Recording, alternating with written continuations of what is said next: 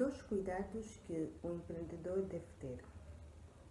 Antes de passar para a abordagem de ferramentas que vão lhe ajudar a ter o controle do seu negócio, tanto para planejar, para gerir e controlar, quero que falemos de uma etapa prévia que envolve o cuidado de coisas que já alcançamos.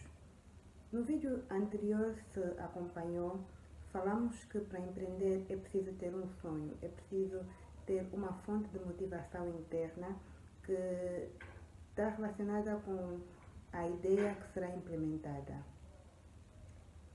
Nesse vídeo, eu quero que tomemos atenção a este sonho e a você, que é o empreendedor, como elementos a considerar ao longo do projeto. Dois cuidados que o empreendedor deve ter. Os dois elementos que precisamos de ter em alta estima, valorizar e proteger são os que acabo de citar. Um é você, o indivíduo, porque como já consideramos e hoje é consenso, geralmente aceite, o bem mais precioso que existe são as pessoas. E no caso do empreendedor ou da pessoa que vai levar avante uma ideia, deve tomar em conta que a pessoa mais importante que existe na sua vida é você próprio, é você própria. Por outro lado, o sonho, aquele projeto que você idealizou, que é a razão que lhe motiva, que é você tem metas de longo prazo relacionadas com esse desejo, também deve ser protegido porque você não quer que morra. E já consideramos que a maioria dos negócios, a maioria dos empreendimentos terminam no primeiro ano de vida. Vamos analisar formas de proteger o seu. Falando da proteção do indivíduo ou da pessoa que vai empreender, a pessoa que tem a ideia, nesse caso você, a quem eu me dirijo, se for o caso, é alguém que merece séria consideração. Deve valorizar o seu talento, deve valorizar a sua iniciativa, deve valorizar as suas ambições, as suas habilidades. Tudo isso deve apreciar e tratar de uma maneira com a honra que merece. Deve estimar. Falar mal de si próprio é um dos erros que deve evitar. É verdade que algumas culturas promovem o falar mal da própria pessoa como demonstra de humildade ou de ausência de orgulho. Entretanto, está entre os erros mais graves que um empreendedor pode cometer. Não é sensato falar mal de si próprio. Mas como é que alguém falaria mal de si? É provável que muitas orações, uma forma de expressar que se tornou comum, pode não ser ou não lhe conceder a honra de vida. Por exemplo, é certo que nós não somos perfeitos e, tal como falamos no vídeo anterior, os nossos objetivos refletem isso, deve exigir superação. Então, é facto de que temos metas e de que muitas vezes vamos precisar de nos superar e melhorar em alguns aspectos. Entretanto, a maneira como nós falamos até nesses aspectos reflete a consideração por nós próprios. Não é o mesmo dizer, eu não sou bom nisso, eu não levo jeito, do que dizer, eu não tenho suficiente treinamento para realizar essa tarefa. Eu preciso de mais prática. Ou seja, na primeira opção, você demonstrou um pouco, desvalorizou a si próprio, mas na segunda, você demonstrou um espírito de superação. E é isso que você precisa. Você precisa de reforçar a sua confiança em si próprio. E o discurso, a maneira como você fala de si próprio, influi na sua própria motivação, influi na sua própria autoestima, e é isso que precisa ser resguardado. Por outro lado, também devemos ter o mesmo cuidado com relação aos outros, tal como procuramos usar um discurso correto para nós próprios, também devemos esperar o mesmo de outros. Isso não significa que vamos sempre nos defender de cada afirmação. Nós não temos o controle sobre o que os outros pensam ou falam. Entretanto, é apropriado que nós sejamos capazes de criar uma barreira, porque o erro seria nós não termos um alarme interno que nos leve a rejeitar determinadas afirmações. Podem ser críticas e que não são construtivas. Nós podemos ouvir, mas dentro de nós rejeitar, não aceitar. Devemos chegar a um ponto em que sejamos capazes de rejeitar ofensas, abusos verbais e qualquer tipo de crítica que não seja construtiva. Devemos nos colocar numa posição defensiva e assumir sempre um discurso que nos valorize, um discurso pessoal que nos valorize. Cuidar de si próprio é das primeiras coisas que deve fazer se deseja ser bem-sucedido. E esse cuidado se estende tanto no plano físico como mental e emocional. Está comprovado que as pessoas mais produtivas são aquelas que fazem exercícios físicos, que comem alimentos saudáveis, são pessoas que têm momentos de descontração e horas de sono. Entretanto, também está comprovado que, mais do que a sua saúde física, o seu estado emocional pode ter um forte impacto sobre a sua produtividade. Por isso, é importante que se proteja quanto de si próprio, se for você o que fala mal de si próprio, e também de outras pessoas que podem constituir uma influência que mine a sua autoconfiança e a sua determinação de alcançar objetivos. Esse é o primeiro ponto que eu queria que levássemos em conta. O segundo aspecto que devemos tomar em conta é o sonho ou o objetivo que temos. O nosso objetivo, o nosso sonho é tanto o destino como o percurso, porque nós sabemos que o caminho vai-se caminhando, portanto a felicidade está no percurso. Quer dizer que se a meta é de longo prazo, nós traçamos etapas e em cada etapa já é uma fase da realização. Então aquilo que estamos a viver hoje é o percurso que nos vai levar ao sonho, ao objetivo maior, e se nós formos falhando nas etapas, obviamente que não vamos concretizar os nossos planos. Entretanto, sabemos que nem tudo depende da pessoa. As pessoas não têm um pleno controle sobre o que acontece no entorno, e há etapas críticas em que vários negócios são destruídos por circunstâncias próprias do mercado, circunstâncias próprias do ambiente, tanto o cenário local como hoje com a globalização, o mundo inteiro está conectado e passa-se por situações em que os negócios são postos à prova e muitos morrem, sucumbem. Entretanto, está comprovado que mesmo nessas ocasiões o fator determinante é a ação humana.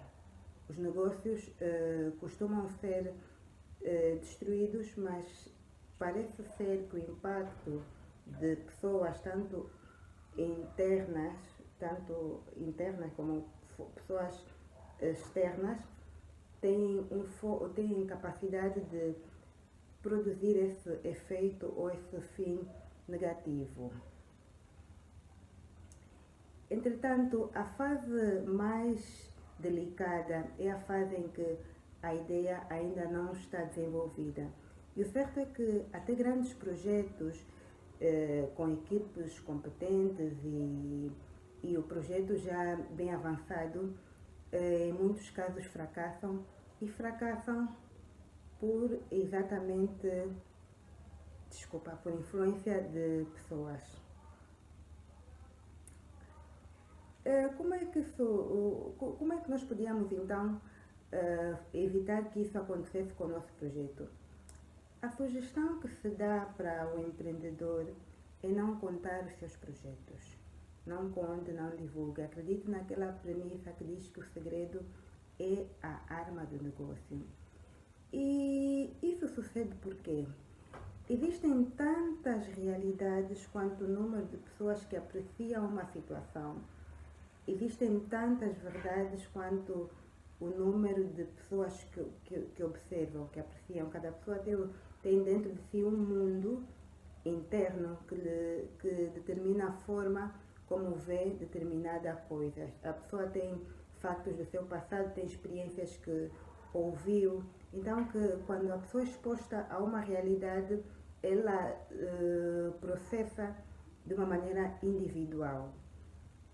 Então, isso muitas vezes supõe que a maneira como as pessoas vão apreciar o nosso projeto não depende de nós, mas depende delas próprias. E a verdade é que muitas vezes, quando se apresenta um projeto, ouvimos ou a pessoa se expõe a um montão de comentários que não são positivos e que visam dissuadir a pessoa de levar avante o projeto, sobretudo se for uma ideia inovadora. Provavelmente sempre haverá aquela pessoa que diz que não, esse projeto não vai ser bem sucedido, talvez porque alguém sugere que alguém que já ouviu um projeto similar, houve alguém no ano tal que tentou, houve alguém que tinha uma ideia parecida a essa, fez assim, mas não deu certo, vê lá. Tudo isso sucede. E muitas das vezes quando a pessoa abre ou conta o seu projeto a alguém, ela se expõe a crítica, e não de uma, mas de um grupo, porque usualmente diz que o segredo é só de uma pessoa, porque a pessoa que toma contato com a informação acaba contando a outra, então reúne-se um grupo em torno que confronta a ideia de uma pessoa. E se calhar nem sempre temos contato com o grupo, mas pode ser que os 2 ou 3 com quem falamos contam nos seus 2 ou 3 e depois retornam. Ou seja, pode ser aquele, olha, falei com um amigo, também me disse isso, hoje ele diz uma coisa, você contradiz, amanhã ele vai, fala com 5 e volta, olha, mas também tem um amigo que disse isso. Quer dizer, a pessoa está exposta à opinião de um grupo. Pode ser que não tenha contato direto com o grupo, mas a ideia está a ser rebatida por um grupo e a pessoa está a receber o retorno. Mas será que o facto de muita gente estar a comentar um negócio pode destruir o negócio? Ao fim e ao cabo, as pessoas estão a comentar, as pessoas estão a opinar. Há estudos que comprovam que sim. E o professor James, da Universidade de Yale norte-americana, ele fez uma análise e esteve a tentar discernir o que é que esteve por trás do insucesso norte-americano na guerra de Vietnã. E esteve a perceber que o que fez com que o presidente Johnson e a sua equipe tomassem decisões que levaram ao fracasso, o que teve por detrás foi o que ele chamou de pensamento de grupo. O pensamento de grupo é aquela situação em que se chega quando todos numa equipe assumem uma ideia e não estão dispostos a considerar a alternativa. Quando isso sucede, é como se estivesse num karaoke, porque usualmente é uma só ideia e as outras pessoas simplesmente reproduzem. É como se estivessem simplesmente a cantar a música que já foi cantada por alguém. São simplesmente repetidores da ideia. E nesses contextos não existem, não se considera provavelmente circunstâncias, análises, pontos de vista diferentes. As pessoas simplesmente se fecham debaixo de uma ideia.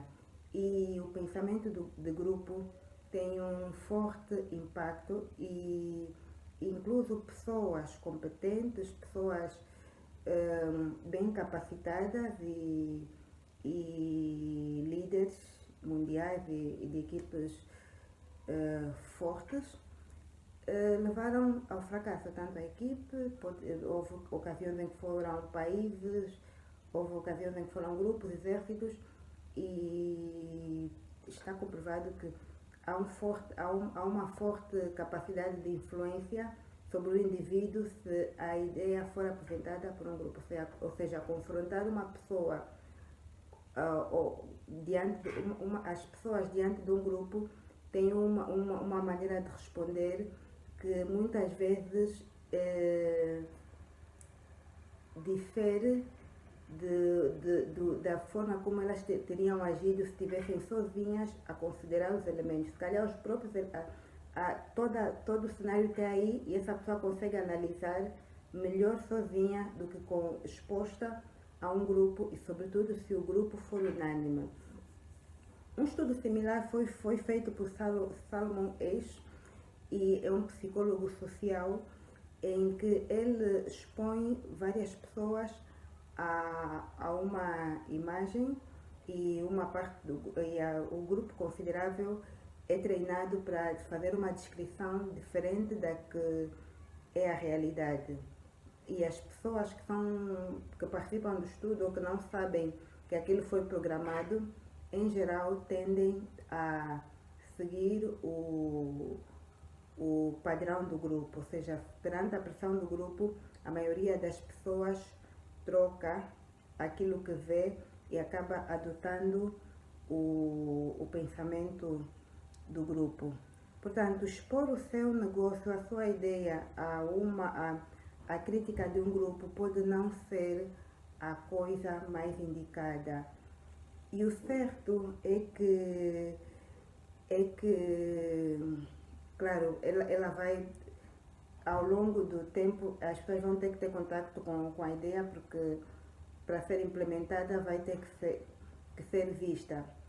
E não podemos viver numa borbulha totalmente afastados do mundo, mas é importante que você alcance aquele nível de maduridade pessoal que lhe permita ao ouvir, considerar aquilo que é pertinente e aquilo que descarta. Ou seja, é possível que nós, ao nos depararmos com um grupo, se tivermos as ideias bem amadurecidas e tivermos preparados, e claro, ao longo do projeto de acordo com a necessidade, porque o que muitas vezes acontece conosco não é mais que desejo de aceitação, porque muitas vezes estamos tão fascinados com a nossa ideia que achamos que as outras pessoas vão gostar. Muitas vezes não é necessidade de partilhar, porque há pessoas que não têm nenhuma capacidade de produzir,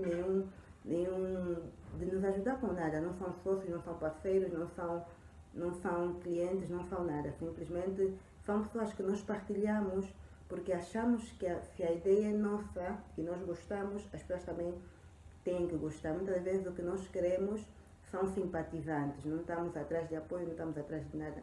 Então é aí em que nós nos arriscamos, colocamos a nossa ideia sobre um risco desnecessário, que não é aquela exposição própria das etapas do negócio. Ou seja, é uma ideia que está consigo, que você está a traçar, mas tira fora, e sabemos que não existe só um perigo, existe um perigo de pessoas que realmente destroem a ideia deliberadamente ou que fazem de propósito para estragar, mas também existem pessoas bem intencionadas que podem ter uma grande capacidade de destruir a ideia, mesmo sem intenção de nos prejudicar. Então, tente manter o seu negócio na maior discrição, porque implementar uma ideia exige tempo e energias. Mesmo que você acredite que, não, eu estou determinada, não, eu posso ouvir, mas o tempo que você vai perder explicando, tentando dissuadir, discutindo por vezes, se você achar que o parecer das pessoas é totalmente absurdo, você vai querer defender, você vai perder tempo, vai perder energia, de todas as formas não vai conseguir implementar o seu negócio porque você precisa de estar focado, focada. Então, não vamos ficar totalmente isolados, mas vamos estar alertas ao perigo, né? Não vamos expor a nossa ideia, ao nosso negócio desnecessariamente. Então, os 2 aspectos que quero que tenhamos em conta mediante esse vídeo é exatamente este, né? Temos que proteger a nós mesmos, pelo modo como nos falamos conosco e aquilo que permitimos ou consentimos que os outros nos digam, e também temos que proteger o nosso sonho ou a nossa ideia de influências que podem ser destrutivas.